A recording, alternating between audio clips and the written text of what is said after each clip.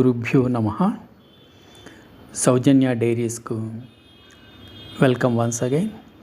ఈరోజు మనము శ్రీ సుబ్రహ్మణ్య కరావలంబ స్తోత్రం గురించి తెలుసుకుందాము. సుబ్రహ్మణ్య స్వామి ప్రతి ఒక్కరికి తెలిసిన దేవుడు. కార్తికేయుడని కానీ శరణభవ అని కానీ ఈయనను పిలుస్తూ ఉంటారు. సదాబాల రూపి, ఎల్లప్పుడూ మీరు ఎక్కడ చూసినా ఈయన చాలా కూల్గా బాలకుడిలాగానే కనిపిస్తూ ఉంటాడు. ఏ సమస్య పరిష్కారానికైనా సుబ్రహ్మణ్య స్వామిని కొలవాలనేసి అందరూ అంటూ ఉంటారు. సుబ్రహ్మణ్య స్వామి అభిషేకాలు, తీర్థ ప్రసాదాలు తీసుకొనేసి మన కోరికలను మనము తీర్చుకోవచ్చు. ఇక్కడ ముఖ్యంగా శ్రీ సుబ్రహ్మణ్య కరావలంబ స్తోత్రం అని ఒక స్తోత్రమాల ఉంది. ఇందులో మొత్తంగా 8 స్తోత్రాలు ఉన్నాయి. నేను వీటిని విడమరిచి మీకు చెప్పాలనుకున్నాను.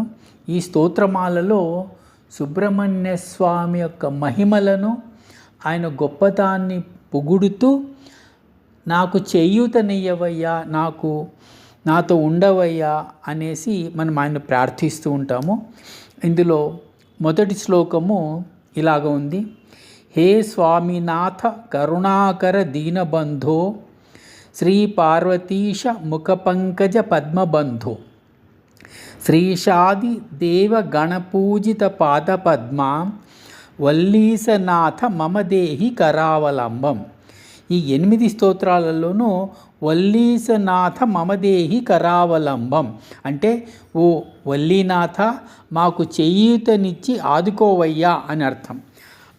ఇక హే స్వామినాథ, నాథ అంటే భర్త, స్వామినాథ అంటే ఇక్కడ స్వామి అంటే దేవుళ్ళు అని తీసుకోవచ్చు.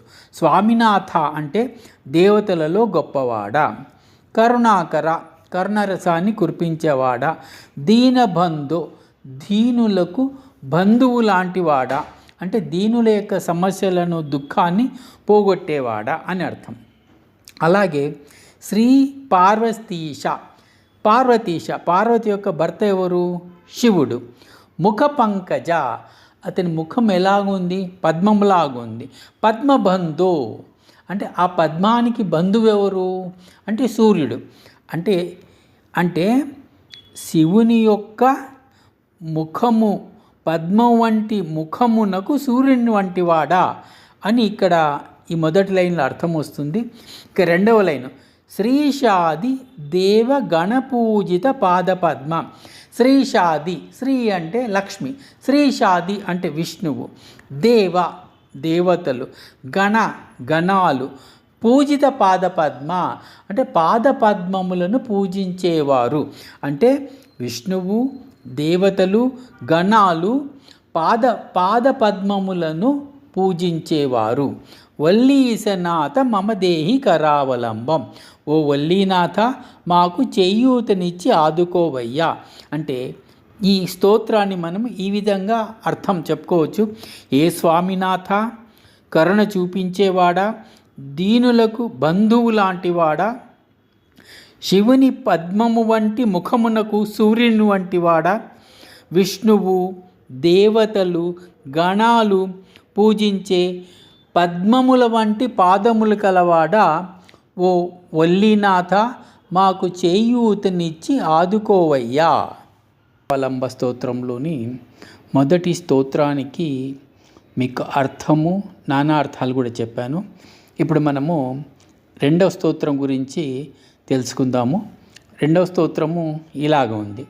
దేవాదిదేవ దేవనుత దేవగణాధినాథ దేవేంద్రవంద్య మృదు పంకజ మంజుపాద దేవర్షి నారద మునీంద్ర సుగీతకీర్తే వల్లీసనాథ మమ దేహి కరావలంబం అంటే దేవాది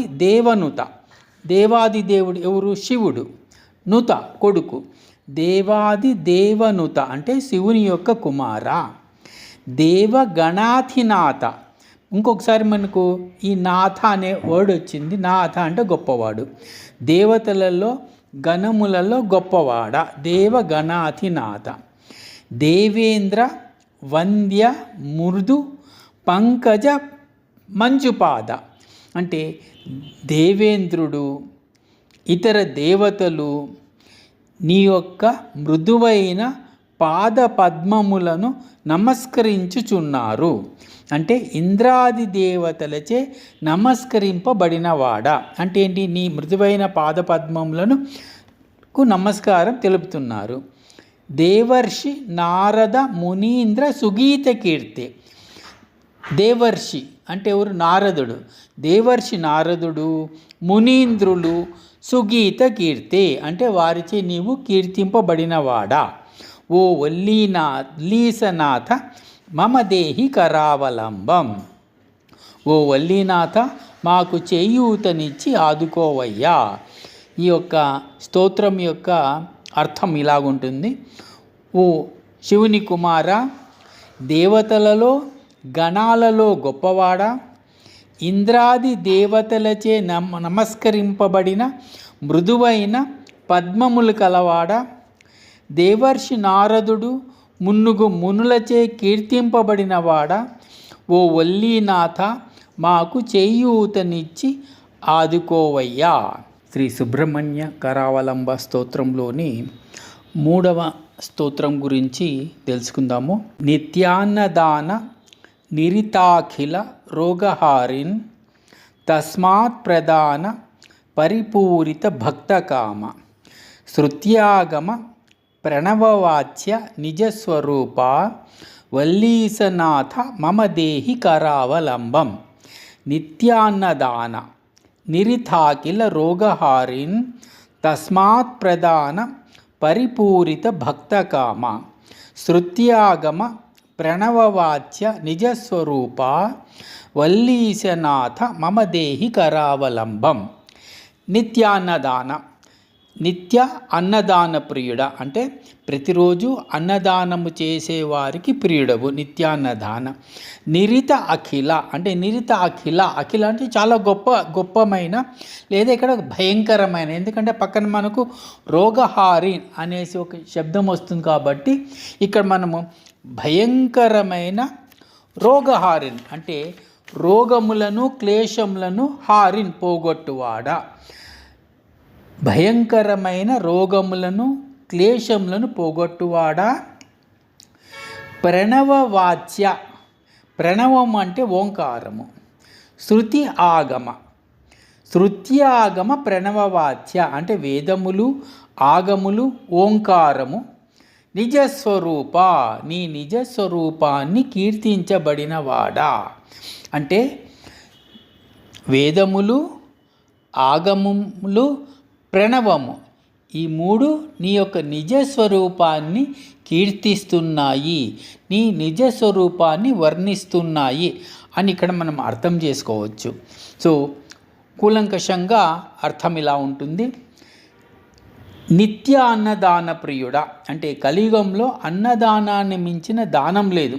అందుకనేసి ప్రతిరోజు ఎవరికైనా మన స్తోమత ప్రకారంగా అన్నదానం చేయాలి. అందుకనేసి నిత్య అన్నదాన ప్రియుడా. భయంకరమైన రోగములను క్లేశములను పోగొట్టువాడా. ఓంకారం అంటే ప్రణవము, ఓంకారము వేదములు మరియు ఆగమములచే నీ నిజరూపాన్ని కీర్తించబడినవాడా లేదా నీ నిజరూపాన్ని వర్ణింపబడినవాడా. ఓ వల్లీశనాథ మాకు చేయూతనిచ్చి ఆదుకోవయ్యా. ఇది కూలంకషంగా 3వ స్తోత్రం యొక్క తాత్పర్యము. తర్వాత మనము 4వ స్తోత్రాన్ని గురించి తెలుసుకుందాము. సుబ్రహ్మణ్య కరావలంబ స్తోత్రంలోని 4వ స్తోత్రం గురించి తెలుసుకుందాము. స్తోత్రము ఇలా సాగుతుంది. క్రౌంచా సురేంద్ర పరిఖండన శక్తిశూల పాశాదిశస్త్ర పరిమండిత దివ్యపాణే శ్రీకుండలీశ ధృతతుండ శిఖీంద్రవాహ వల్లీశనాథ మమ దేహి కరావలంబం. మరొకసారి చెప్తాను. క్రౌంచా సురేంద్ర పరిఖండన శక్తిశూల పాశాదిశస్త్ర పరిమండిత దివ్యపాణి శ్రీకుండలీశ ధృతతుండ శిఖీంద్రవాహ వల్లీశనాథ మమ దేహి కరావలంబం. సుబ్రహ్మణ్య స్వామి యొక్క అవతార మహాత్మ్యం ఏమంటే ఆయన తారకాసురుని చంపడానికే ఆయన జన్మించారు. సో ఇక్కడ విషయం కూడా తారకాసురుని గురించే ఉందన్నమాట. క్రౌంచ అంటే క్రౌంచ పర్వతంపై గల అసురేంద్ర, అసురులలో ఇంద్రుని అంటువాడు. అంటే ఇక్కడ తారకాసురుడు. అంటే ఈ తారకాసురుడు ఎక్కడున్నాడు? క్రౌంచ పర్వతం మీద ఉన్నాడు. పరికంఠన అంటే చంపుటకి నీకేం కావాలి? చాలా ఆయుధాలు కావాలి. ఆ ఆయుధాలు ఏమేమి? శక్తి శూలము, పాశాది పాశము తదితరాలు, శస్త్రాలు ఎక్కడున్నాయి? దివ్యపానే అంటే అతని యొక్క దివ్యమైన చేతులలో పాశము, శూలము, శస్త్రాలతో ఆయన కలిగి ఉన్నాడు. అటువంటి సుబ్రహ్మణ్య స్వామి ఎక్కడ ఉన్నాడు అంటే శ్రీకుండలీశ ధృతతుండ శిఖీంద్రవాహ. శ్రీకుండలీశ అంటే గుండ్రముగా ఏముంది? ధృతతుండ పాము ఎలా ఉంది? గుండ్రంగా చుట్టుకొని ఉంది. ఆ చుట్టుకొన్న పామును ఏది పట్టుకుంది? శిఖీంద్రం అంటే నెమలి. అంటే గుండ్రంగా చుట్టుకొన్న పామును పట్టుకొన్న నెమలి వాహనము కలవాడా. వల్లీశనాథ మమదేహి కరావలంబం అంటే క్రౌంచ పర్వతం మీద గల తారకాసురుని చంపడానికి వివిధ ఆయుధాలు గల ఓ సుబ్రహ్మణ్య స్వామి, నీవు నెమలి వాహనం మీద నీవు ఉన్నావు. సో దీన్ని మనం అర్థం ఇలా చెప్పుకోవచ్చు. క్రౌంచ పర్వతంపై గల తారకాసురుని సంహరించుటకు చేతిలో శూలము, పాశము, శస్త్రము మొదలైన దివ్యాయుధములు కలవాడా. గుండ్రంగా చుట్టుకొన్న పామును పట్టుకొన్న నెమలిని వాహనము కలవాడా. ఓ వల్లీశనాథ, మాకు చేయూతనిచ్చి ఆదుకోవయ్యా. ఈ స్తోత్రంలో ముఖ్యంగా సుబ్రహ్మణ్య స్వామి యొక్క వాహనము, అతని ఆయుధాలు, ఆయన జన్మించడానికి గల కారణాన్ని తెలుపుతూ ఈ స్తోత్రం రాయడమైనది. తదుపరి మనము 5వ శ్లోకం గురించి, స్తోత్రం గురించి మరి యొక్క వీడియోలో మనం నేర్చుకుందాం. Thank you.